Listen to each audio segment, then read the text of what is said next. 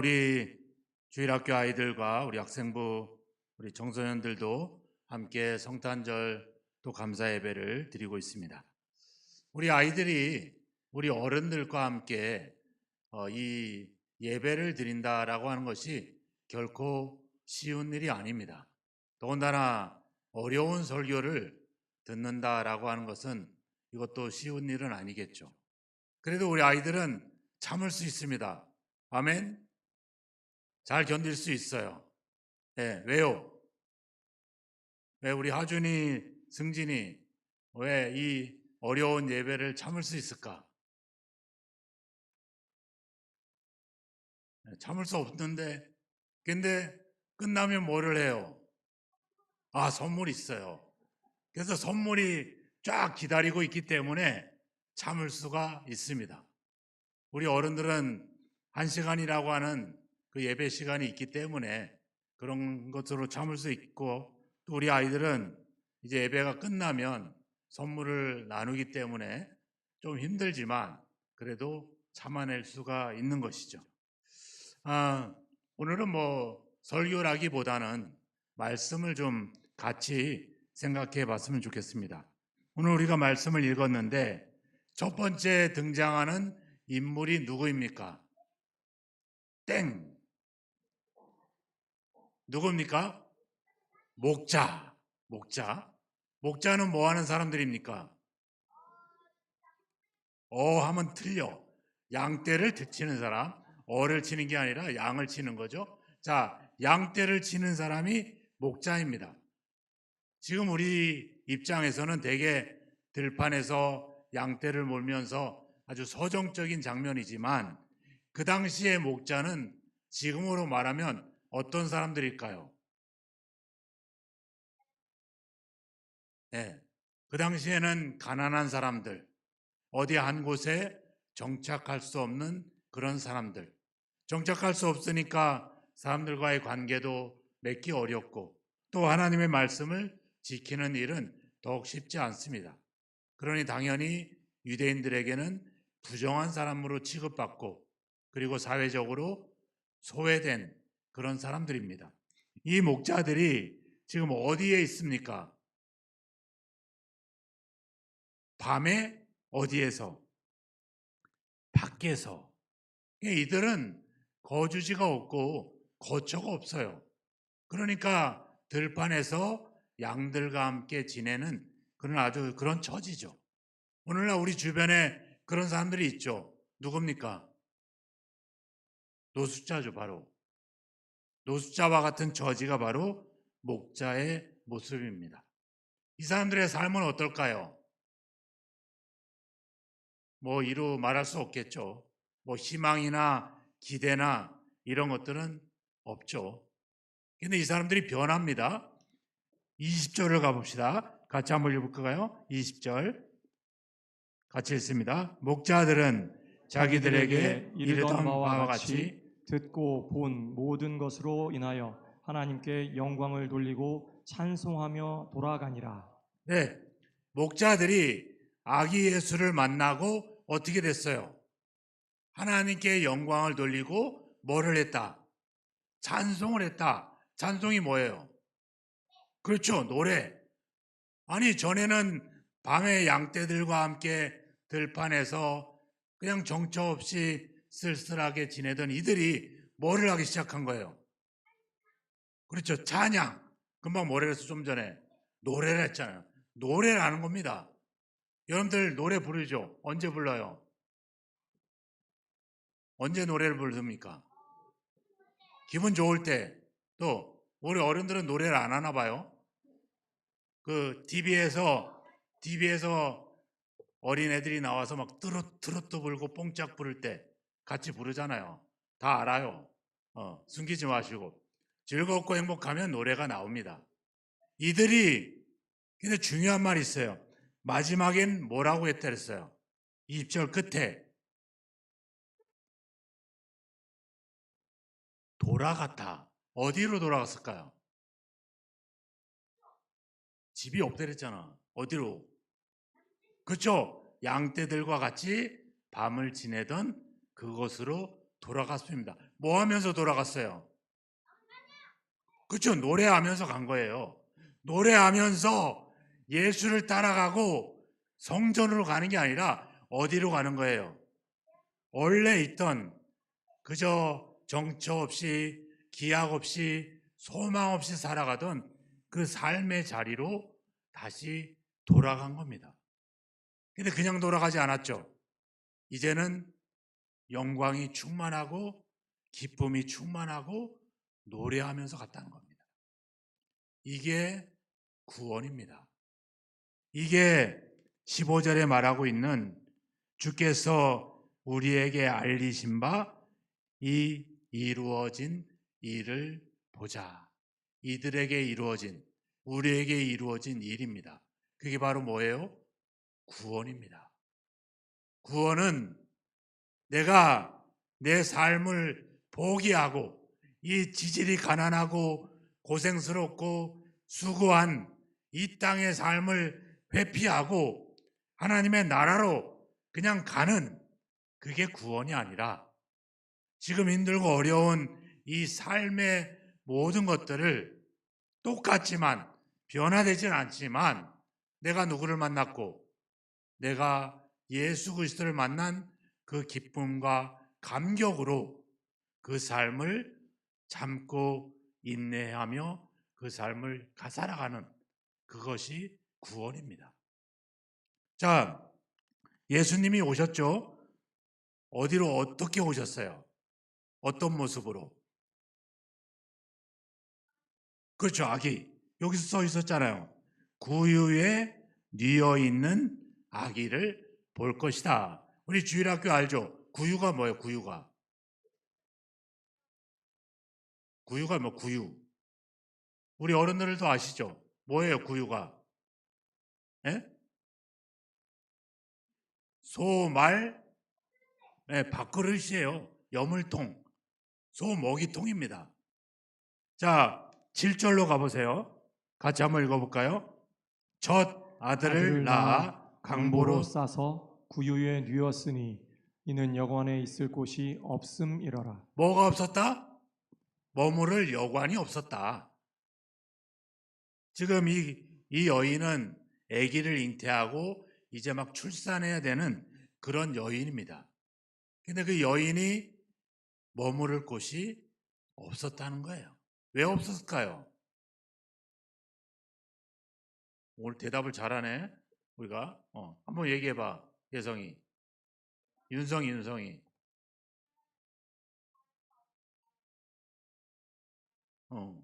왜 자리가 없을까? 자리가 있었을 텐데. 사람들이 많은데 명절이라서 답은 다 나왔어요. 사람들이 다 주민등록 하려고 고향으로 찾아온 대목입니다. 대목에 이 가난한 이 임산부에게 이 주인은 뭐 얻을 소득이 없겠죠. 더 돈 많고 더 많은 돈을 줄 수 있는 그런 사람들을 주겠죠. 이런 세상, 이런 곳에 예수님은 아이로 태어났다는 겁니다. 왜 아이로 태어났을까? 자, 보세요. 21절 가보세요. 할례할 8일이 되매 그 이름을 예수라 하니 곧 잉태하기 전 전사가 일컬은 바다. 자, 또 볼까요? 43절. 그날들을 마치고 돌아갈 때 아이는 예루살렘에 머무셨더라. 그 부모는 이를 알지 못하고. 이게 언제 일어납니까? 12살 때 일어납니다. 자, 또 넘어가 봅시다. 마지막 절 위에 51절. 예수께서 함께 내려가사 나사렛에 이르러 순종하여 받드시더라. 그 어머니는 이 모든 말을 마음에 두니라. 예수는 지혜와 키가 자라가며 하나님과 사람에게 더욱 사랑스러워 가시더라. 자, 넘어가서 3장 21절. 백성이 다 세례를 받을세 예수도 세례를 받으시고 기도하실 때 하늘이 열리고. 자, 예수님의 태어난 그리고 이제 할례를 받을 때, 그리고 12살 때, 그리고 이제 청소년의 시기, 그리고 또 청년의 때. 누가복음은 예수님의 태어남만 말하고 있는 게 아니라 그분의 성장과 그분의 삶에 대한 이야기를 간략하지만 전부 다 기록을 하고 있다는 겁니다. 예수는 누구예요? 하나님의 아들입니다. 하나님의 본체입니다. 하나님이 인간으로 오셔서 갑자기 커진 게 아니라 아이가 소년이 되고 청소년이 되고 청년이 된 과정들을 다 그리고 있다는 겁니다. 그렇지만 이분은 누굽니까? 하나님의 아들입니다. 우리가 보기에는 그냥 고울리게 소년 같고 말 안 듣는 청소년 같고 그리고 건장한 청년 같지만 누굽니까? 예수 그리스도 하나님의 아들입니다. 우리가 보기에는 평범한 인생이지만 그 안에 뭐예요? 하나님이 계시는 거죠. 아무것도 아닌 애기 임산부조차 머무를 방 하나 없는 그런 현실. 이 아이를 누일 공간이 없어서 먹이통에다가 이 아이를 누울 이런 아주 비참하고 초라한 그런 처지였지만 어때요? 9절에 보니까 주의 영광이 두루 비치고 또 13절에 가보니까 수많은 천군이 천사와 함께 하나님을 찬양하고 우리가 보는 현실은 누추하고 비천하고 초라하지만 거기는 뭐예요? 하나님의 영광으로 가득 차 있는 거죠. 이게 하나님이 우리에게 보여주시는 인생이라고 하는 겁니다. 우리는 비록 나이가 들고 약해져 가고 때론 가난에 허덕이고 때론 병에 시달리고 있지만 우리는 뭐예요? 우리 안에 누가? 하나님이 계시기 때문에 우리를 위해서 누가 오셨어요? 예수 그리스도가 오셨기 때문에 그분이 나와 함께 하고 있기 때문에 그래서 예수님은 요한복음에서 이야기했잖아요. 8장에서 내가 혼자 있는 것이 아니라 나를 보내신 자가 나와 함께 하고 있다. 너희들이 나를 버리고 제 길로 흩어져 갈 것이어서 내가 혼자 둘 때가 오겠지만 나는 혼자 있는 것이 아니라 아버지께서 나와 함께 계신다. 예수님의 삶은 뭐 그렇게 대단한 어떤 우리와 특별한 것이 아니었습니다. 하지만 그분은 하나님이 함께하고 있다라고 하는 그 신뢰와 믿음 속에서 삶을 살아간 거죠. 믿음이라고 하는 거는 갑자기 초라했던 인생이 예수를 믿음으로 갑자기 놀라운 인생으로 바뀌는 것이 아닙니다. 믿음이라고 하는 거는 목자들이 이 가난한 목자들이 갑자기 예수를 만나 부자가 되는 게 믿음이 아닙니다.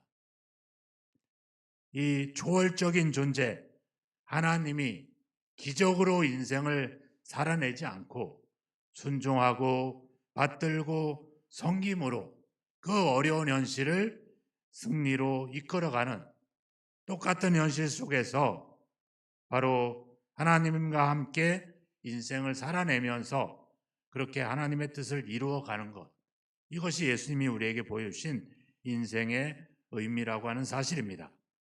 예수님은 정년 때까지 성장하면서 무슨 초월자로서의 기적과 능력을 나타내 보여주지 않습니다. 그저 우리와 똑같은 인생을 살아내십니다. 하지만 예수님 속에는 항상 하나님이 함께하고 있다고 하는 그런 믿음이 있었다라고 하는 사실이죠. 우리가 사랑을 해보면 알 수 있지 않습니까? 내 현실이 달라지진 않았지만 내가 누군가를 사랑하게 되고 누군가를 또 함께 그 사랑을 나누게 되면 삶에 생기가 있습니다. 아무리 사랑하는 사람하고 살아도 사랑이 없고 서로 마음의 변화가 없으면 그 삶은 생기가 없죠. 이 목자들이 왜 하나님께 영광을 돌리고 노래하면서 원래 있던 삶의 자리로 돌아갔을까요? 바로 메시아, 자기들의 구원자 예수 그리스도를 만났기 때문에 그렇습니다. 이게 바로 구원입니다. 구원은 우리를 위해서 구주가 오셨고 우리를 위해서 그분이 영원히 함께 하시는 임마누엘의 하나님이 우리와 함께 하고 있다는 것. 그래서 오늘 전사가 이야기했잖아. 10절에 같이 한번 읽어볼까요? 10절. 전사가 이르되 무서워하지 말라. 보라, 내가 내가 온 백성에게 미칠 큰 기쁨의 좋은 소식을 너희에게 전하노라. 큰 기쁨의 좋은 소식. 그 소식이 뭘까요? 우리를 위해서 구주가 나셨다.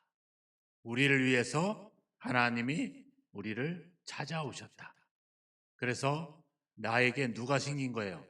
하나님이 생기고 나에게 구원자가 생겼다. 이게 가장 큰 기쁨의 소식인 줄로 믿습니다. 어제 저희 아내가 병원에서 검사를 받았습니다.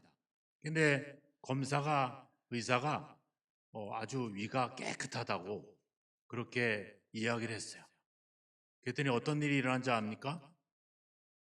우리 사모님이 이제는 안 아픈 것 같아. 이렇게 얘기를 하더라고요. 왜 그랬을까요? 의사의 그 검사 결과를 믿고 신뢰하니까 마음에 뭐가요? 확신이 생기니까 사라지는 겁니다. 뭐 약을 먹고 사라질 수도 있겠지만 변화는 그렇습니다. 어떤 부자가 엄청 큰 부자가 자기 아들에게 이 현실에 대해서 보여주고 싶었어요. 그래서 아주 지질이 가난한 아주 초라한 그런 가난한 농부 집에 이 아들과 함께 머물게 했습니다. 그리고 다음날 집에 돌아와서 이 아들에게 물어봤죠. 너는 거기서 무엇을 배웠니? 그랬더니 그 아들이 이렇게 얘기했답니다. 우리 집에는 개가 한 마리인데 그 농부 집에는 개가 4마리나 있었습니다. 우리 집의 마당에는 작은 수영장이 있었는데 그 집 마당에는 끝없이 흘러가는 개울이 있었습니다. 우리 집 마당에는 비싼 조명들이 켜져 있었는데 그 집 마당에는 하늘에서 쏟아져 내리는 불빛이 있었습니다. 우리는 작은 정원에 살고 있는데 저 농부는 끝없이 펼쳐지는 자연 속에서 살고 있었습니다. 우리 집 하인들이 우리를 도와주는데 저 사람들은 서로 도와주며 살고 있었어요. 우리는 담장으로 둘러싸여 있었는데 저들은 친구들이 둘러싸여 있었어요. 우리는 돈을 주고 음식을 사 먹는데 저 사람들은 길러서 먹고 있었습니다.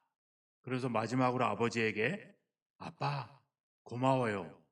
우리가 얼마나 가난한지를 알게 해줘서 고마워요. 이렇게 얘기했던 예화가 있습니다.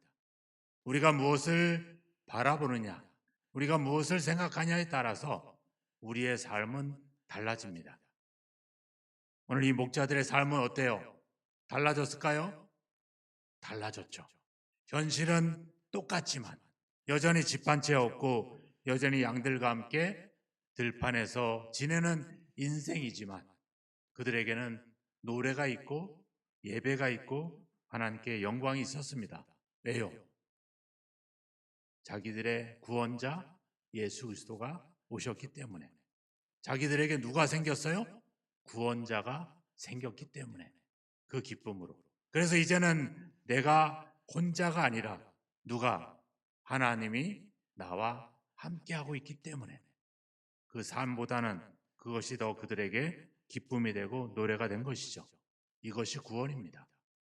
여러분들에도 진정한 구원이 있기를 주의 이름으로 축원합니다. 오늘 이 목자들 무서워하고 두려웠던 이들이요 나중에 어때요? 기쁨과 찬양을 합니다. 이들이 버림받고 전대받던 인생들이 뭐라 그래요? 14절 하나님이 기뻐하신 사람들이 되었다는 것입니다. 이것이 구원입니다. 우리는 똑같은 현실을 살아가지만 우리의 구원자 예수 그리스도를 믿는 믿음, 그분을 만난 그 기쁨, 그 기쁨으로 우리가 살아간다면 우리의 인생은 초라한 인생이 아니라 살아볼 만한 인생이 될 것이고 귀한 인생이 될 줄로 믿습니다. 주님은 그 인생을 살아내시면서 우리의 인생이 결코 헛되지 않고 소중한 인생임을 우리에게 보여주고 있는 것입니다. 우리가 비록 힘든 여정을 살아가고 있지만, 그렇지만 우리가 노래할 수 있는 것은 바로 우리를 위해서 구주가 나셨기 때문입니다. 예수 그리스도로 인한 기쁨이 여러분들에게 충만하기를 주의 이름으로 축원합니다. 그리고 그 예수 그리스도를 만난 그 기쁨으로 날마다 구원의 삶을 살아가시기를 주의 이름으로 축원합니다. 여러분들의 무서움과 두려움과 그리고 초라한 인생이 기쁨과 찬송으로 바뀌어지기를 주님의 이름으로 축원합니다. 함께 기도하겠습니다. 이 시간에 잠깐 기도하실 때 하나님, 예수를 만난 그 기쁨, 예수님을 믿는 그 믿음으로 우리의 삶이, 우리의 생각이, 우리의 마음이 새롭게 변화되어 이제는 기쁨으로 노래하며 살아가는 인생이 되게 하옵소서. 구원의 진정한 구원의 기쁨을 맛보며 살아가는 인생이 되게 해주십시오. 함께 1, 2분 정도 기도하는 시간을 갖겠습니다. 기도하겠습니다. 하나님 감사합니다. 마음과 생각을 주관하시고 인도하셔서 하나님의 아버지 주님, 아버지 우리의 생각이 달라지게 하시고 우리의 마음이 새로워지게 하여 주옵소서. 예수 그리스도를 만난 기쁨, 우리를 위해서 구주가 오신 이 사실들을 우리가 다시 한번 확증하고 확신하면서 우리 삶의 새로운 기쁨과 감격과 기대와 소망과 노래로 충만한 인생이 되어지게 하여 주옵소서. 우리에게 임한 이 구원의 기쁜 소식을 안고 이제 아버지 하나님 주여, 우리의 인생이, 전한 우리의 인생이 죄인된 우리가 하나님께서 기뻐하시는 사람들이 되었음을 기억하고 아버지 그 약속 가운데, 그 믿음 가운데, 그 아버지 소망 가운데 우리의 삶의 새로운 아버지 영광으로 충만한 아버지 인생으로 우리를 이끌어 주옵소서. 주님께서 우리에게 그러한 삶을 살아내시고 또 보여주셨던 그 삶을 보면서 우리의 인생을 초라하게 하찮게 지급하지 않게 하시고 아버지 이제는 주님과 함께 더욱더 기쁨으로 찬송하며 살아가는 귀한 인생으로 우리를 끄시고 다스리시고 우리 심령의 확신을 더하여 주옵소서. 우리를 위해서 주님이 오신 것을 기뻐하고 찬양합니다. 우리에게 하나님이 생기고 우리에게 구주가, 구원자가 생겼음을 너무나도 감사합니다. 임마누엘의 하나님께서 영원히 우리와 함께 하시는, 이제는 우리가 죄인이 아니요 하나님께서 기뻐하시는 사람들이 되었음을 너무나도 감사합니다. 이제 그 감격과 그 기쁨과 그 약속 가운데 더욱더 아버지 노래하며 살아가는 우리의 삶이 되도록 인도하여 주옵소서. 우리의 현실을 바라보지 않게 하시고 그 현실을 통해서 일하시고 함께 하시고 동행하시는 그 예수 그리스도를 기억하고 그 기쁨으로 날마다 하나님께 영광을 돌리고 찬송하며 귀한 인생을 살아내는 저희 모두가 될 수 있도록 인도하여 주옵소서. 예수 그리스도의 이름으로 기도하옵나이다. 아멘.